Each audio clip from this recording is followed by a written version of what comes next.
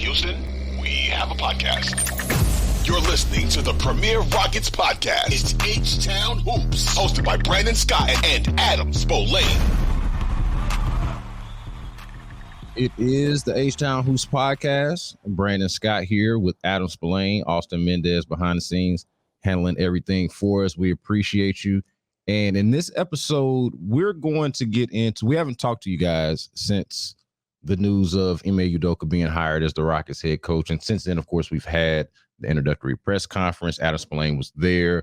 We are going to give some takeaways and discuss what came of the press conference with Ime Udoka.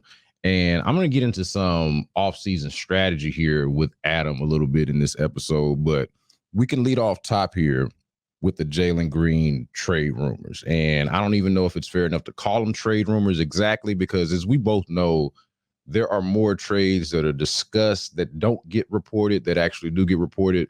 But it was one out there last week. I think it was Yahoo Sports that mentioned that the Rockets would be willing to entertain Jalen Green being floated out there in return for a proven star or a true star, I think it might be how it was exactly worded. But however it was, the report is that they would be willing to deal Jalen Green for a proven star. What is your sort of thought about that, and sort of like how would they go about that, or what that would mean for the team?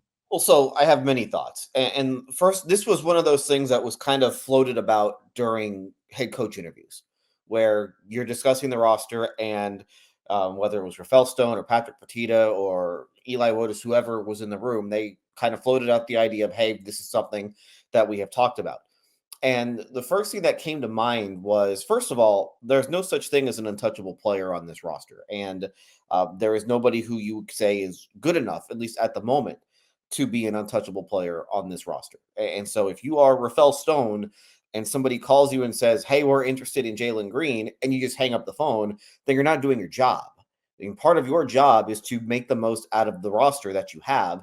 And if somebody is going to call you and offer you 200 cents on the dollar for Jalen Green, then you have to at least listen, and you have to have a meeting about it.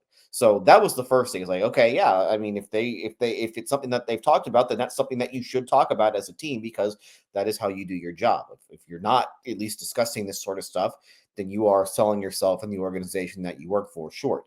The other thing, though, was that this is more of, to me, this wasn't like anything that they are seriously considering. I think this is just something that came up during an interview.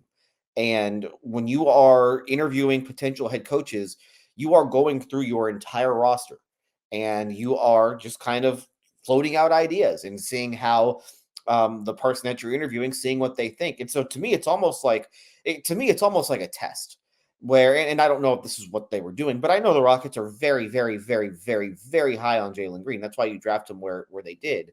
But to me, it's almost like, as an organization, you feel like Jalen Green is probably a star. And so in the interview, you say to whoever you're interviewing, hey, one of the things we've talked about is trading Jalen Green, saying, maybe if we can, use Jalen Green to get another star, where you might already think Jalen Green is that star, but you do this, you float this out there just to see the reaction that you get from the person that you're interviewing. And so if you as an organization think that Jalen Green is a future star, he's a one of one, but you float this out to whoever you're interviewing, and that person says, you know what? Yeah, I think that you should use him to trade for a star. Well, then that potential coach doesn't share the same vision that you might have of Jalen Green. So you're wasting your time.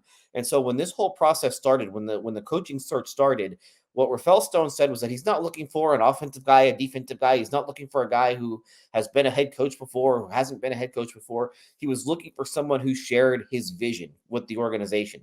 So if you as an organization think that Jalen Green is going to be a star, then you better hire a coach who also believes the same thing about Jalen Green. So to me, it was one of those things that it got a lot of headlines on Friday. A lot of people clicked on it, got a lot of discussion on social media. But at the end of the day, I thought it was one story that it was a big nothing burger. Well, what do you think about it as a concept, though? Because I think it's one thing to say that you want to be on the same page, that you want to have the same vision. But I would go back to your initial point that I think is a valid one, that there's no player on this team that has established himself on a level of, like, the only guys that are untouchable. I agree with you for the most part. There's no guy that's untouchable.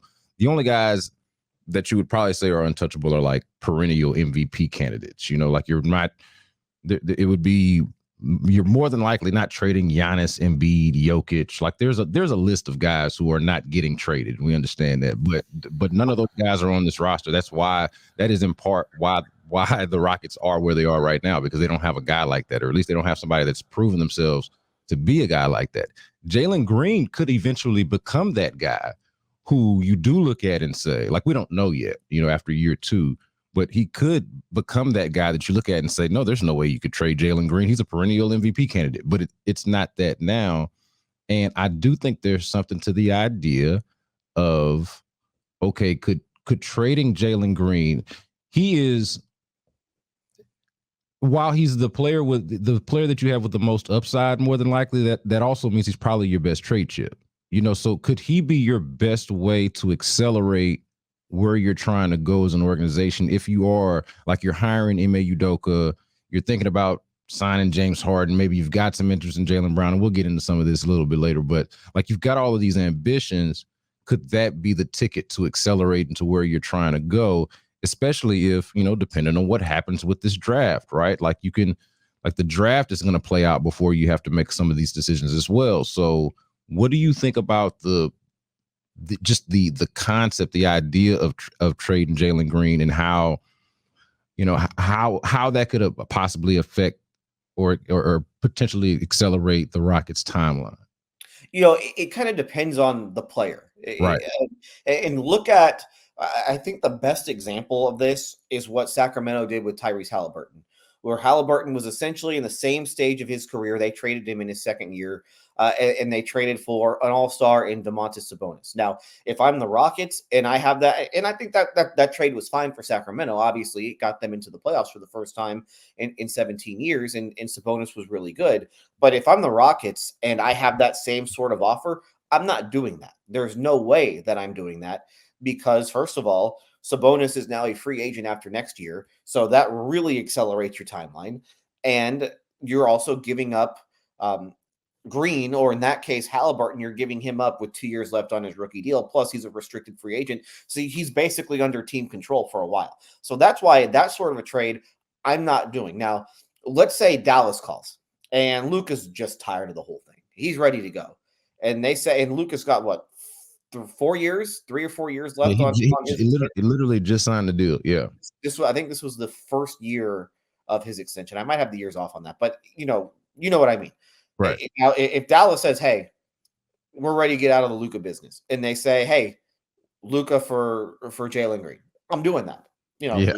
As good as I think Jalen Green is and can be potentially, that's the type of trade that I would absolutely make. That's the whole 200 cents on the dollar type of a trade. But I don't think that sort of a trade is out there. But that's why you listen. That's why as a GM you listen, because if that trade were ever to be out there, then you have to make it. But again, I don't think that sort of a trade is out there. Now, let's say Minnesota calls and they're ready to move on from Towns. Are you trading Jalen Green for Towns? I would not personally. No. But I think that's the type of trade that you would be looking at. Now, and I know we're going to talk about this, but Jaylen Brown is the other one. If Boston says, hey, Jaylen Brown for Jalen Green straight up, I'm not doing that either, because it could be a rental with Jaylen Brown, who's a free agent after next season. He's not going to sign an extension this summer. So then you are potentially renting Jaylen Brown for 1 year and giving up Jalen Green and doing so. So no, I'm not doing that. So the players that I would do that sort of a deal for, it's very minute. There are very few that I would even consider it. And I don't think that trade would even be out there. Go for Bradley Beal? No. Oh God, no. Not with that contract. Would you? Don't tell me you would. Okay. No. I'm just throwing ideas out there. For me, so the Bradley Beal example to me just goes to show the length of possibility that you're talking about when you're thinking about, okay, what's a true star? Like, Bradley Beal's a star, but like you said, like you scoffed at that. And I agree with you. I'm just throwing out names. but like Bradley Beal's on one end of the spectrum. Jaylen Brown's on a part of the spectrum. Luka is at the high end, unrealistic possibility end of the spectrum, right? So to me, it's just kind of a back to how you kind of initially mentioned it. It depends on who the player is and what exactly you're talking about in the trade. Moving on to some of the takeaways from the Udoka press conference. Let's start with the cap space. Let's talk about the emphasis on the cap space, because I feel like that was a big thing that came out of there. The owner, Tillman Fertitta, talked about it. Obviously, Rafael Stone's there, and Ime Udoka himself talked about it. How cap space is key. It's a big thing, a big deal with them, especially with this particular offseason for them. Roughly around $60 million in cap space. And there was a big emphasis on that. You were there. What for you do you think? What was sort of your takeaway from that, and what do you think would be sort of the best use, perhaps, of the cap space? What were they sort of getting at there when they're talking about that? The cap space has been something that they've been talking about now for a while, and you look at the last couple of off seasons after they moved on from Harden, they moved on from Russell Westbrook. They couldn't do a whole lot to improve the team aside from, use the picks that they got, because they had no cap space. They were capped out because of Wall. They were capped out because of Eric Gordon. They were just capped out. So they had very little flexibility. But you look at the trades that they have made, the big trades, the Harden trade, they took on no future money. They traded Christian Wood. They took on no future money. They traded Eric Gordon. They took on no future money. And the reason that they did that was because they wanted the cap space for this summer. Once Wall's contract came off the books, they knew they'd have a lot of money to spend. They made some smaller moves too. I mean, they traded Daniel Tice. They took back no money in the future. They traded David Nwaba, who had a year left on his contract. They took back no extra money in doing so. So they've basically been setting up. You look at all the guys that they have on the roster. It's basically a bunch of guys who are just on their rookie deals. Right. You just look up and down. It's rookie deal guys. It's Daishen Nix, who's has a non-guaranteed deal, and then you have Kevin Porter, who's really the one guy making money in Jae'Sean Tate. So it's Porter, it's Tate, and then it's all the guys on rookie deals for the most part, because they knew that they wanted to set themselves up to have as much flexibility as they could. So, they're going to have $60 million. I don't know if there's a team that will have as much cap space as them. So it just allows you to go and, you can essentially set the market for some of these guys. So it's nice to have. In theory, it's great. There's nothing better than being able to say that we have cap space, but it's one thing to have cap space. It's another thing to get players to take your cap space. And then also, when you have a lot of cap space, you tend to overpay for guys. And that's where things can get a little bit dangerous. Well, what's interesting to me about this, and you correct me if I'm off base on this, but what I find real interesting about the cap space situation is it not that they have enough cap space to both pursue a star or high-level player in free agency, obviously, and trade for another, and also make a trade for a high-level player? Like there's enough cap space. What I'm getting at here is that when we talk about cap space, we're not just talking about free agency. I don't know. You could probably better articulate that than I am. But when we're talking about the amount of cap space that the Rockets have, we're talking about free agency and or signing for a high-level player. And that's what makes the trade rumors so interesting, whether they're going to trade Jalen Green specifically or not. The idea that they could be interested in a player on that level and have the money to do it and pursue a high-level free agent is what makes, to me, the offseason and the cap space emphasis particularly really interesting. Yeah, no, because a lot of times, if you want to trade for a star, the money has to add up. Right. But if you have a ton of cap space, then you can just fit that player into your cap space. You don't have to worry about making the salaries add up. But yeah, they absolutely could. So I'm trying to see. I believe James. If they were, let's just use James Harden as the example. That's the easy one. I think that, and I'm trying to read this. Okay, so if they were to sign James Harden in free agency, he's got 10 plus years of service. So a max contract for him starts at $47 million. $46.9 million is what it starts at. So they could give James Harden that. They could give him the max for the 2023-2024 season, still have money left over. They could go after another type of max player. They'd have to make the salaries line up at that point. But it's a little bit easier when you're already having cap space. And they do, the one thing about, while they have a bunch of guys on their rookie deals, guys like Jalen Green, guys like Jabari Smith Jr., because of where they were picked in the draft, they're making a pretty good amount of money. So it makes it a little bit easier to match up the salaries if they wanted to go that route. But let's just say they whiff on Harden. If they just were to whiff on Harden and you get a team that just wants to shed a contract, a big contract, a good player, but they just don't want to pay that guy, or even somebody, let's just throw Towns in as an example. Let's say the Wolves, they just want to roll with Anthony Edwards and Gobert and that duo. And they say, you know what? We don't even want necessarily players for Towns. Just give us all the picks from the Brooklyn trade. And the Rockets can just slide Towns into their cap space if they were to miss on James Harden or any other big free agent. So that's where having the cap space comes in handy. Or if you miss on everybody and you have a team who's trying to shed salary, then you, in a sense, become a predator. And you can say, okay, you need to get under the luxury tax. You need to get under the cap to sign this guy. We'll take your bad contract, but give us a bunch of first-round picks to do so. So having cap space becomes a bit of an advantage with that because it allows you to do a few more things than you can otherwise. But it's just about how you use your cap space. And that's where things can become difficult. And this is, they've got a couple of summers. Like if I know they want to spend all their cap space this summer because they want to be good next year. But if they don't, they could roll over that cap space and still be okay.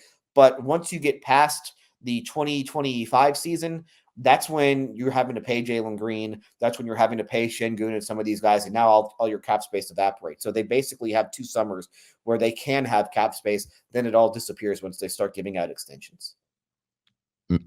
Man, even in the contract offloading, give me your bad contract scenario that you painted there. I still don't think I'd want the Bradley Beal contract. Oh, no. There's no, I can't have, and not to pile on Bradley Beal. Like, he's a really, really good player. Just that contract is ridiculous. Well, he's got 5 years left on it. Right. So, like, if you have a player who has, maybe 1 year left on his deal, then it makes it a whole lot more palatable to do. And I think I like Jalen Brown. Yeah, somebody like that, which obviously that's not going to be a salary dump. But you remember when it was Golden State. This was, I can't remember which summer this was. I guess it was 2013. And Golden State was trying to clear out cap space because they wanted Andre Iguodala. They wanted Dwight Howard also. And so they had to trade Andres Biedrins. They had to get rid of his contract to Utah, and they gave up 2 first-round picks in order to do it. And that wasn't a big contract. It was a big contract, I guess, when you consider where the cap was at that point. But, that's the type of deal that you are really kind of looking for, where you have a team that's desperate to get off of a contract, and you can really not make a killing as much as you could in the past, but you can still do a lot with that. I mean, the Rockets gave up a lot to shed Chris Paul's contract, essentially, with the Russell Westbrook trade, where Westbrook had more money left on his contract, yet they gave up Paul, and then they also gave up the 2 picks plus 2 pick swaps in that trade. So you can kind of be predators in that spot if the situation is right. I don't know if they're in that type of situation, though, because, again, they want to be good next year. All right, I want to play a game real quick and go through a few scenarios, all of which I think are, I would say, some sort of possibility for the Rockets this offseason of varying degrees. Only one of them has actual odds and probabilities on it, and that'll be the number 1 overall pick, obviously. That's going to be one of the scenarios. Spoiler alert. But the rest of them, what I'm going to do is I want you to tell me the likelihood of all 3 of these scenarios playing out for the Rockets, and then individually rank the scenarios. And it helps, again, because one of them has actual odds. Okay. So here are the scenarios that I want you to consider and for our audience to consider. Number 1, that they get the number 1 overall pick in the lottery. Of course, the lottery is a couple of weeks away. The draft is a month and a half, almost, really kind of close to 2 months away almost, but you get it. They get the number 1 overall pick, and we know what that means if they do get that pick. Okay. So that happens. Free agency happens. They sign, let's just call it James Harden. Okay.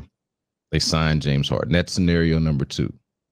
Scenario number 3 is what we were just discussing. They trade for a star. What are the chances that all 3 of those things could happen for them this offseason, and then rank the likelihood of those 3 outcomes as one for the Rockets this offseason?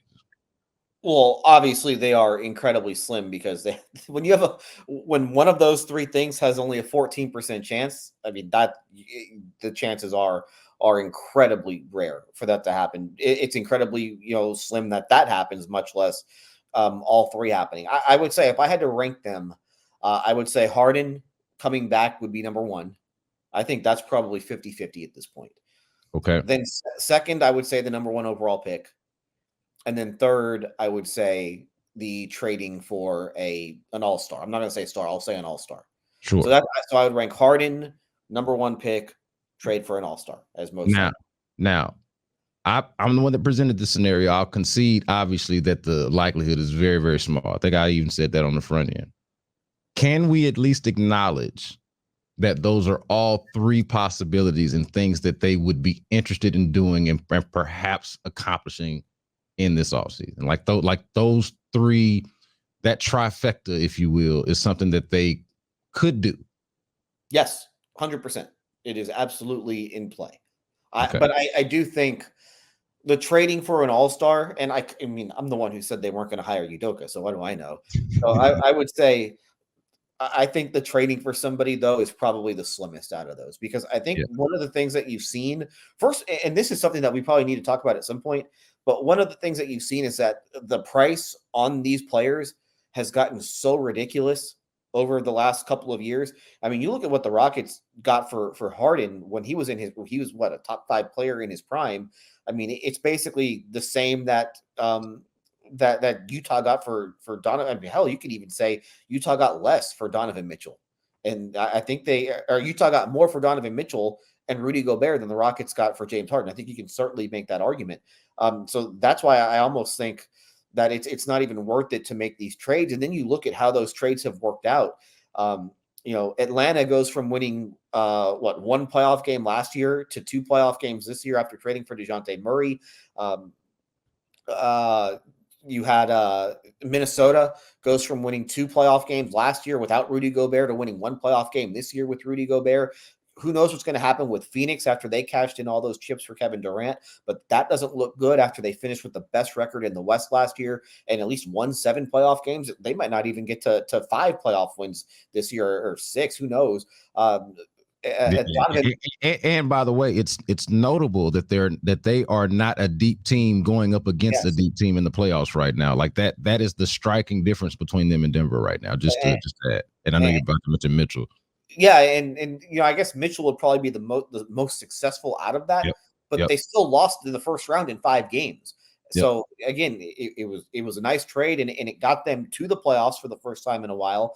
But it almost feels like that team is a little bit capped now because there just isn't a whole lot there aren't a whole lot of ways for them to get better. So that's why I almost say it's not worth it to do these trades unless it's just the perfect fit, just because of what we're seeing right now, where it just a lot has to go right in order for those trades to work. So if I'm the Rockets, I'm focusing on the first 2 things that you mentioned, getting the number 1 pick, which obviously is completely out of their hands, and adding a big ticket free agent, whether it's James Harden or somebody else.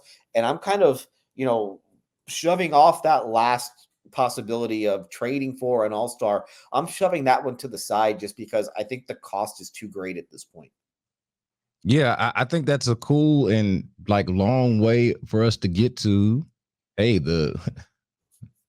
maybe your chances of getting the number 1 overall pick are even better than the idea of trading Jalen Green, or more likely than trading Jalen Green for whatever rental all-star, whatever the case may be. That could be encouraged.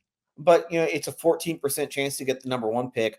Don't forget 2 and 3; those are pretty good picks, also. Yeah, no, that's a good point. That's definitely a good point. And I think they're 40% picking in the top 3. I think that's kind of the way the math goes. If you can get into the top 3, take it. If I'm them, and somebody comes up to me and says, "Hey, you can either roll the dice on getting the number 1 pick, but if you don't get the number 1 pick, you fall out of the top 4 altogether." or we'll just give you the third pick. Just take the third pick. That's what I think. What I would probably do, and that's probably playing it a little scared, but I would be more than happy if I'm them with getting a top 3 pick in this draft, just because of how good the other 2 top end prospects appear to be. All right, so you were at the Ime Udoka introductory press conference, and the last time we talked, we were pretty heavy on the idea that they needed to at least be up front and sort of answer for the elephant in the room, if you will. The fact that Ime Udoka, in any normal circumstance situation would not be available to the Rockets, and the reason why he is something that they probably needed to answer for. And so how do you think they did? How did it go? We already talked about sort of what I thought was the nuts and bolts, really cool basketball sort of stuff. And there's plenty more too, obviously, but as far as your takeaways from being there, and obviously you're at everything, but what were your first impressions of Ime Udoka as Rockets head coach? I thought, Tillman Fertitta, who was not scheduled to be there originally, that was like one of the, he wasn't on the press release. And then all of a sudden you get there and they have 3 mics set up. Like, okay, it looks like Tillman's going to actually talk. And it's one of the few times that he's talked publicly, or at least held some sort of formal media availability. It's only the second time since the bubble. So it was good to be able to talk to him and just to kind of get his thoughts on some things. But so he gave an opening statement, Udoka gave an opening statement, and Rafael Stone gave an opening statement. And I thought the one miss out of all that was that nobody mentioned why he was available to them in the first place. And there was no like, hey, I screwed up in Boston, it won't happen again. Like, I thought that would have been a perfect time just to get that out of the way and to at least mention that. And so to me, that was a bit of a miss in the first, I guess it was 8 minutes of that press conference. But after that, I thought it went fine. He did not exactly face any of the stuff head on, which I guess was probably folly by me to suggest that they would really get into the details of that. And I probably screwed that up even by mentioning that they should. There's just a lot of legal stuff that goes with that. But I did think that he took ownership and he took responsibility for what he did in Boston. He just didn't explain what he did in Boston. So they kind of danced around that. But I thought for the most part, he did a good job of at least taking ownership for it. And, I asked him if he thought that the Celtics were justified in the actions that they took against him.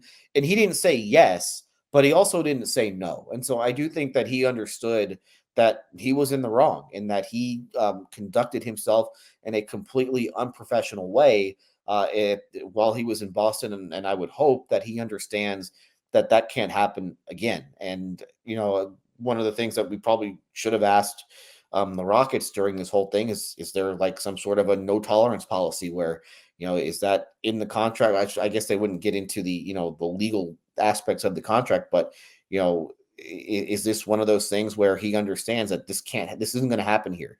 This is his second chance. And if he blows it, on the first shot, then it's over for him at that point. I would hope that he understands that, but it wasn't something that was explicitly asked. Yeah. And I feel like, all we were calling for, or, the point we were trying to make is that there needed to be some accountability taken just from a public facing standpoint. It isn't even a matter of, hey, I need all of the nitty gritty details of exactly what happened. It's just like, hey, we need to be publicly accountable for this. Like, because if you don't, it does give the feeling of sweeping something under the rug. And then that poses more questions than it answers, obviously. It's like, okay, well, if you just kind of have a public front facing statement or a position on what exactly happened, then you don't have to, then you take away the element of what are they hiding? Well, they told you what's what. So that's kind of the whole point of that, like beyond that, I just like, my impressions were that they did, for the most part, take accountability for what they were asked of. Like, going back to your point of maybe they should have been asked this or that, and you can nitpick what they might have been asked or not asked. But I did feel like there was some accountability or understanding for, hey, this is something like the part about him needing to work on himself. And we don't have to get all like super personal about like, and all of that. But like saying that, making that point to me, I thought was probably a good look in terms of, you know, at least trying to be publicly accountable for what happened. Yeah, you're talking about when he said he went to seek counseling or Counseling and stuff with the son and everything. Yeah. Yeah, I did think that was good because again, a lot of times, you know, you go through stuff like this, or I shouldn't say a lot of times, but sometimes people go through stuff like this and they don't do anything, and then you say, "Oh, you know what? I'm fine. You know, I did whatever happened happened. I wasn't in the wrong, but it'll never. I'll make sure that it never happens again." Well, okay. Well, what actions are you actually taking in order to make sure that happens? I think you kind of have a little bit of that with John Morant, where John Morant just kind of left the team for a week and then came back, and okay, I guess everything is supposed to be better at this point. So I give Ime Udoka credit that he did that stuff and B admitted publicly that he did that stuff. So we're not going to get he's not past it. Like he's still going to have to answer this stuff, especially when when he goes to Boston, that's where it really is going to come up. But I thought that he did a pretty good job of at least addressing it for now. And also, I thought it was interesting. There was one player in attendance for this press conference, and it was Kevin Porter Jr. And if anybody understands second chances, it's Kevin Porter Jr. So I thought kind of that little bit of symbolism I think was important. And it was good to have at least one player there. I'm a little surprised there weren't more, but again, a lot of these guys aren't in Houston at this point in the offseason. But I think Porter's going to spend the entire offseason here is what it seems like. Yeah. So what do you think about that? Like the Ime Udoka, Kevin Porter, like I'm trying to figure out like how some of these relationships are going to work, because I feel like Ime Udoka is somebody that'd be good for Kevin Porter Jr. And I thought Stephen Silas was good for him on a certain level, but like I talk about knowing about second chances, but also somebody that can like help provide some structure and have like a, you know, the type of personality where he will challenge you. You know what I mean? But I think, you know, Ime Udoka seems to have a good feel for personalities. Like he'll challenge you, but also kind of understand, you know, like Kevin Porter Jr., you might not give him the same kick in the ass that you would give, I don't know, just name whatever player, Jason Tatum. I just name whatever other player that he might have gave a kick in the ass to, if that makes sense. So like I'm interested. I didn't get to go, so I haven't been around him at all. But I'm interested to see how his personality rubs off on, or is reflected on the team, I should say. Yeah, that's one of those things that we'll have to wait and see. I don't think you learn a whole lot about how, you know, what that personality is like in a whatever it was, a 35-minute press conference where he probably spoke for a third of the time. But it's one of those things that you learn. And I do think what's important too is that you have to coach all your guys a little differently. Like the way you handle Kevin Porter Jr. might not be the same way that you handled Jalen Green. And I think that, you know, reading what Kelly Iko wrote in The Athletic, where Jalen Green really wants to be coached hard. And I don't know if that's always been the case with Kevin Porter Jr. You remember John Lucas got on him at halftime of a game last year, and he kind of, you know, lost it at least for a minute. You know, he lost his composure after that happened. So I think that's what I think makes coaches.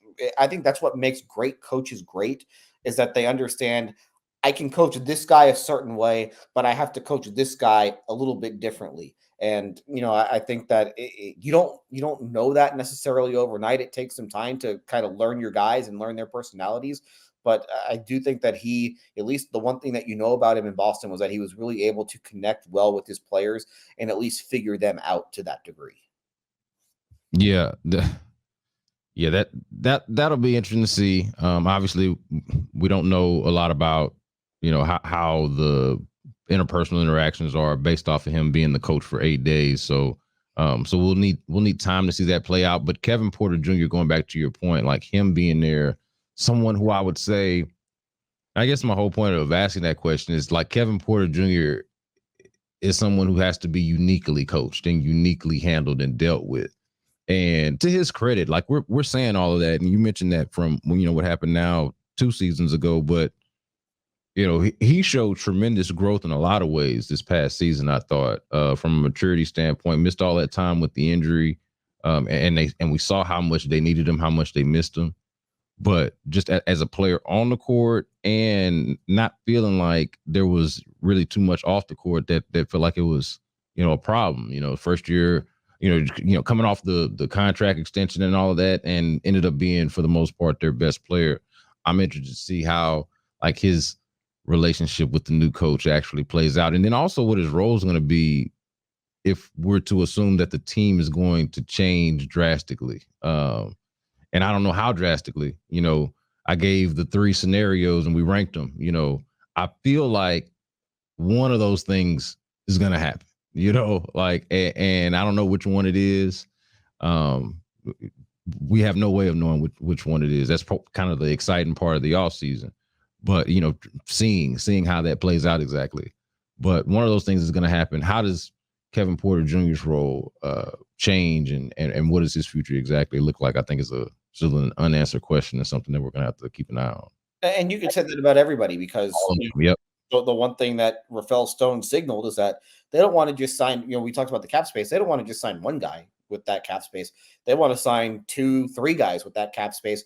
Plus you're bringing in a top 5 pick. Plus you're bringing in another first round pick to go with that. So, I mean, this roster could look very, very different when they meet for when training camp starts in the fall, where you're adding, you could add as many as 5 players to, 5 players that you expect to possibly be 4 or 5 players that you expect to at least be in your rotation when the season starts. I mean, we'll get into this later on once you get into the offseason, but there are some guys that are going to have to play for their jobs once camp does come around, because I don't think that there are certain guys who are guaranteed roster spots next season. I want to ask you, you think I was crazy so while I was watching the Kings and the Warriors series, I got to a space of, and we saw a lot of the Kings, right? When the Rockets played the Kings, they played them back to back, right? Mm-hmm. So it felt like we saw the Kings twice as much as we did, So I, obviously was familiar with the Kings, maybe more so than a lot of people who watch the NBA and don't, have allowed the Kings to become an afterthought, But I watched them and just thought, man, Alperen Sengun could be the level of player. I know he's not quite as big as Domantas Sabonis, but he could be that level of player. They're not the exact same, but he could be that level of player. Kevin Porter Jr. is 2 years younger than De'Aaron Fox. He's not as good as De'Aaron Fox, I don't think. But man, what if in 2 years, and just drawing these parallels in my mind of, like what is Jalen Green like just a much, much better Malik Monk? Like just watching their team and trying to look at it through a localized lens. Am I crazy for that? For thinking that, hey, the Kings made it that far and have their trajectory has changed based off of having 2 players for the most part. And they have a good team, obviously, but they've got a team centered around Sabonis and De'Aaron Fox. De'Aaron Fox being their best player. Could Alperen Sengun be that level of player where if you pair him with, say, whoever that guard is that fills De'Aaron Fox role, whether it's Jalen Green or whoever it is, like could you see that sort of trajectory? Am I weird for dreaming like that, or for drawing those sort of parallels? Can I ask you a question though? Yeah. Do you want that? No. Like, when you look at, would you? Because I think the Kings were a nice story, and they had a really good year, but it kind of feels like there's a ceiling on that roster. When the best players are Sabonis and Fox, it feels like you can get to 50 wins, but are you beating a title contender in the playoffs? And I think the one thing that we at least saw with this playoff run is that with those 2 guys as your best player, I don't know if you can get that far. Now they had some injuries, and Sabonis had the thumb and Fox had the finger, but I kind of feel like if that's your ceiling, that's not quite, I don't think that's what this organization is looking for, because they've been talking about winning a championship, and I don't know if you're winning a championship with Sabonis and Fox as your 2 best players. Oh, absolutely not. See, so my thing is, the parallels to me as well is like the Kings are a player away. Like they need another guy, and they probably need another guy that's better than both of those guys. And like, I don't know what Keegan Murray's ceiling is, but like, I feel like he's going to be a really good player. I don't think that's going to be the guy, but I'm thinking about like, hey, they're a team that has evolved and has built their team well, and they just need that other piece. They need another piece. and that, hey, the Rockets could kind of similarly be that team. They just haven't developed in what the Kings have developed into, but they also still are going to need that other piece beyond what they have right now, and that could come in the form of a Victor Wembanyama, a Scoot Henderson, a like whatever it is that they end up doing in the draft, the unlikely trade scenario that we painted out there, the signing James Harden, whatever free, like whatever it may be, like maybe that piece is still what they're missing, but some of the younger pieces could be emerging as what I think Sabonis and De'Aaron Fox ideally are, which is more complementary pieces to a better, more frontline player in front of them, like as the star. Like I still think that they're missing that piece on the same level that the Rockets are. They're just further along in their development. Sabonis is much older than Alperen Sengun. De'Aaron Fox, like I mentioned, is 2 years older than, and 4 years older than Jalen Green, so on and so forth. Yeah, I think I believe this was Sabonis's 8th year in the league. 7th or 8th year. Yeah, one of those. Yeah. He was part of the 2016. Yeah, he was 20. I'm thinking he was 2015, but yeah, he came out in 2016 when they got to the Final Four. So yeah, I think because Sabonis and Sengun, they're somewhat similar in that they aren't really 3-point threats. They aren't really, above the rim type threats, but they're playmakers. So yeah, I do see the parallels between the two. I just don't know if you want your team built around that type of a player in 2023. I don't think that's a winning player in 2023, but it's not a championship level player in 2023. So I think that's where it becomes that's where building an NBA team is so difficult, because this gets into the whole, is he an 82 game player or is he a 16 game player? Like over the course of an 82 game season, you want Sabonis over Jimmy Butler. But once you get into 16 game season, you want Jimmy Butler over Sabonis. So that's where building championship level teams is so difficult. And it's why so few teams actually win championships. That's why you see the same teams in there in the finals every single year. That's why you had Warriors, Cavs play in the finals for 4 straight years, just because the types of players that you need to win 12, 16 playoff games is very difficult to find. Yeah, because like without watching the Kings, you might assume or think that Sabonis is their best player, and it could even have made the case that he was during the regular season. But certainly, once the playoffs came around, it was clearly De'Aaron Fox, and there was a ceiling on what you could do with Sabonis. I mean, this guy can't really give you much outside of the paint. I mean, what's that going to do for you when you're playing against the Warriors? Like there's just like it. So ideally, like a guy like that is somebody that you would have built around 20 years ago, or maybe even 15 years ago, 10 or 15 years ago, where it's like, hey, you've got a really good playmaking big man and you surround him with shooters, and 3-point shooters and really good defensive players also, especially in Sengun's case, to hide for his defensive deficiencies. So but yeah, no, I was just looking at it and just thinking, hey, if the players develop like this and they do get some of those key pieces, that, hey, because I tell you what I do want. Like I don't want like a player that's analogous to Domantas Sabonis to be the best player on the team, but I do want them to be in that position. Like I do want them to develop and find themselves in a situation where they've worked to climb themselves out of what the last 3 years have been, and that would be like I do think what the Kings are is a testament to what they've done, sort of strategy wise. Obviously, they traded for Sabonis; they didn't draft him like the Rockets did with Sengun, but they'd been on a laughing stock for a long time, and lo and behold, they've made a couple of moves that that makes sense, and I think that is a place where the Rockets want to be within the next year or two.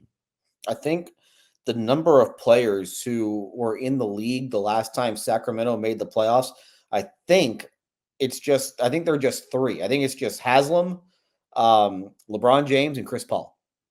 I think that those 3 were in the league when the Kings were in the playoffs in 2006, and I don't think anybody else was, because all these, maybe Iguodala. Yeah, he was. I think Yeah, he was the '04 class. 04 class. Yeah, so that Yeah, would be another one. Yeah. but like Rudy Gay was 2006. Mike Conley was 2007. Kings had not made the playoffs. Durant was 2007. Westbrook was 2000. Kings hadn't made it. It's crazy. There are really good players who went their entire careers without seeing the Sacramento Kings in the playoffs. That's just how long that it had been for those guys.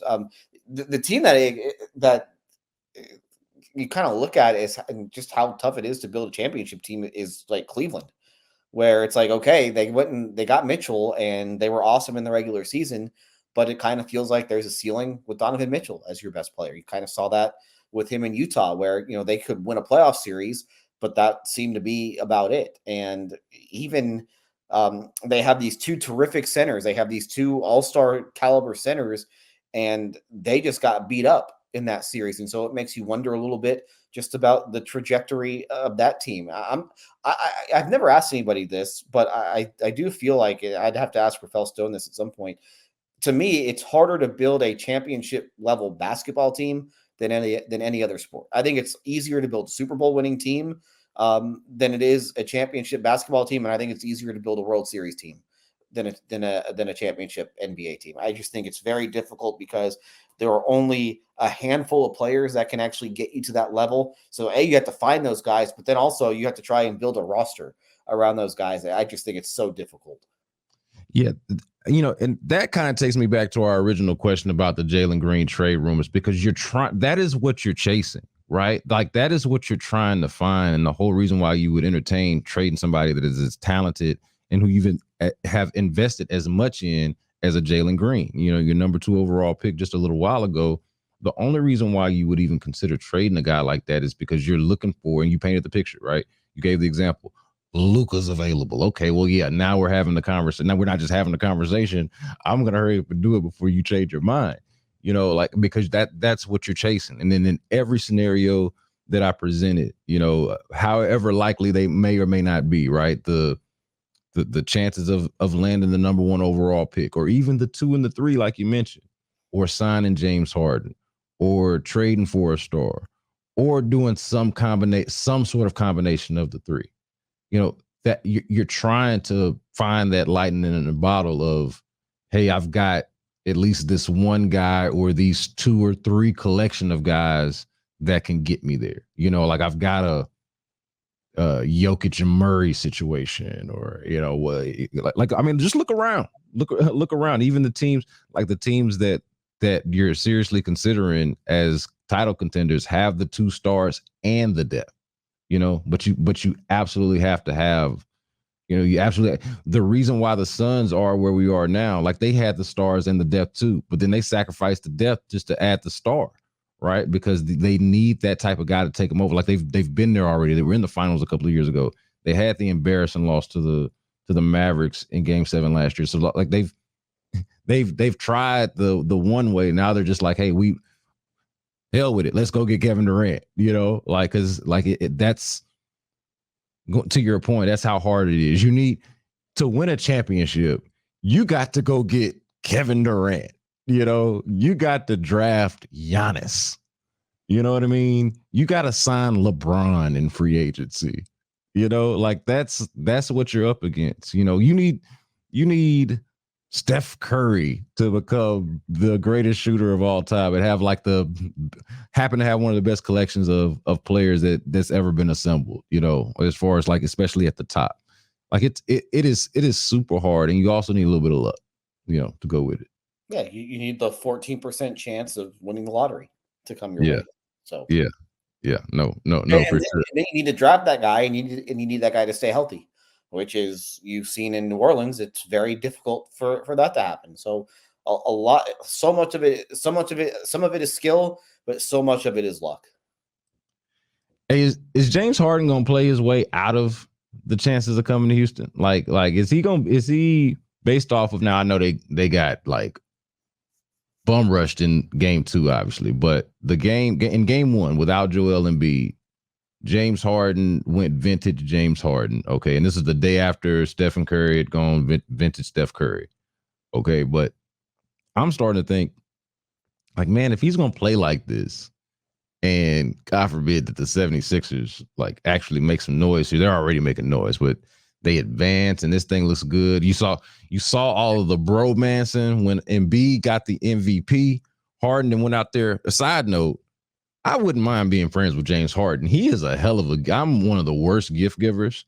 He is a hell of a gift giver. He's just, giving Joel Embiid a Rolex for winning the MVP and all of that. Like, you see all this going on, like, is this working out well enough? And I've always been skeptical about this James Harden thing coming back to Houston because I'm like, the thing in Philly seems kind of good. I mean, they should be interested in him. He should be interested in them. I don't know why he wouldn't come back here for basketball reasons. I know why the Rockets might be interested in for basketball reasons because they're not any good, and he is still good. But is it crazy to think that this is working so well in Philly right now that the Rockets might not have as great of a chance as Harden as we maybe felt like when we first started having this conversation? Have you seen the Game 2 box score? Game 2 box score wasn't great. 2 for 14, 0 for 6 from 3. Yeah, I mean, he was awesome in Game 1. I've seen it before. I've seen the awesome James Harden Game 1 before. James Harden might be the greatest Game 1 player in the history of the NBA, but it's a long series. So no, a lot of it's going to come down to he was adjusting to Embiid coming back. It was a different kind of game as well. But he's gonna love dumping the ball into Şengün then for all those possessions. Fair enough. He's a spot up shooter, but point taken. I think that's and Harden could go on to have 3 incredible games after this one. I don't think it's going to change a whole lot. I think that for Philly, they have to weigh do we want to give a soon to be 34-year-old guard a 4-year max? And the Rockets are going to have to weigh that same question too. Like, I don't necessarily think it's a given that the Rockets are going to want to give him 4 years. I think if he comes to them and says, "Hey, I'll take 2," the Rockets would be thrilled with that. They would do that in a heartbeat.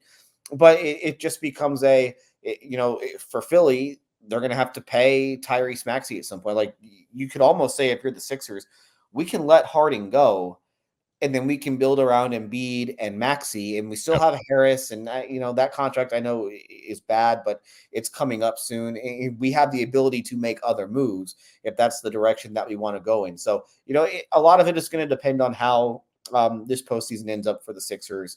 But no, I don't think that there's a way where Harden could necessarily play himself out of Philly. And you kind of saw this with Kawhi Leonard, where there was a feeling, if he wins a championship in Toronto, well, then he'll just re-sign with the Raptors. No, I don't think guys necessarily, think like that. I think guys want to go where they want to go. And if James Harden wants to come back to Houston, I think that he will come back to Houston regardless of how many games this team has won in the past. I mean, you saw LeBron James leave a team in Miami that went to the finals 4 straight years to go to a team that had missed the playoffs 4 straight years in Cleveland because he had a connection with that team. And I think he saw that, it was time to move on from Miami. I think that James Harden could probably see the same thing where, I have a connection with this organization in Houston. This is where I'm happiest. This is where I want to be, and maybe even finish my career. Yeah, man, this is the other localized lens in which I'm watching the NBA playoffs, and I'm enjoying it just for what it is. Like, Rockets aside, like it'd be great once they're competitive again, and we're having conversations about the Rockets in the Western Conference semifinals and potentially being finals contenders and all that. Whenever that happens again, that'll be great. I'm enjoying it for what it is, but I mentioned the Kings parallels, just some of the things that remind me of the Rockets or some of their players. This is the other thing where James Harden is like the clear sort of, the unanswered question or the thing that's on the other side, so to speak, if you will, So like I'm watching the games sort of through that lens a little bit. And then on the other side of that, they're playing against the Celtics, who have Jalen Brown, who there's the question there that looms large, I think. And maybe not as immediate. Maybe it's more so of a, hey, Jalen Brown's going to be a free agent the next year. Is that a conversation that we're having, say, a year from now? But I just look around in the playoffs and see like these possibilities for the Rockets. I'm like, is Şengün a player that you that you build around? Is he a piece? Like what? How does exactly does he fit into the larger picture? Which is a conversation we've had plenty, of course. And then I'm like, okay, Harden.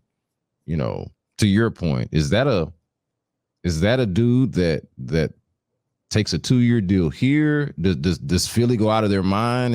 And is the relationship with, how well does this year go? And is the relationship with Morey such that, hey, they do overpay and give him a 4-year deal, and then forget that idea, and then of course like the Jalen Brown thing. So like all of these possibilities, I feel like are in the background for the Rockets, and of course we got the lottery coming up. In about what is it? 13 days. 13 days, yeah. So roughly 2 weeks, just inside of 2 weeks.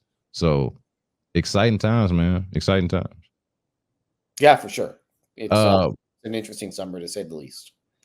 What do you we might as well just have this conversation here. We're gonna do something for the people, right? Like whether it's for this lottery, man, whether it's a special on the air, whether it's through the Odyssey app, whether it's just us talking here. Damn it, they can record that. We can do a special that they can run. I don't care. So one way or the other, we are going to bring some in-depth and special NBA draft lottery coverage to the people between now and when that happens in, less than 2 weeks, right?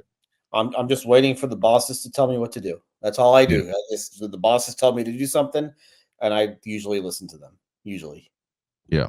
Well, call that a tease then. Y'all keep an ear out for that. We'll just put that little bug in your ear for now. But in the meantime, y'all make sure y'all are subscribing, rating, reviewing, telling people about the podcast. This is the H-Town Hoops podcast. You can get it wherever you get podcasts, and of course on the Odyssey app.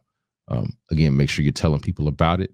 And we'll be back with more Rockets offseason coverage for you guys with the lottery coming up pretty soon. And for Adam Spolane, Austin Mendez producing this bad boy behind the scenes, we appreciate it. I'm Brandon Scott. And until next time, y'all be good.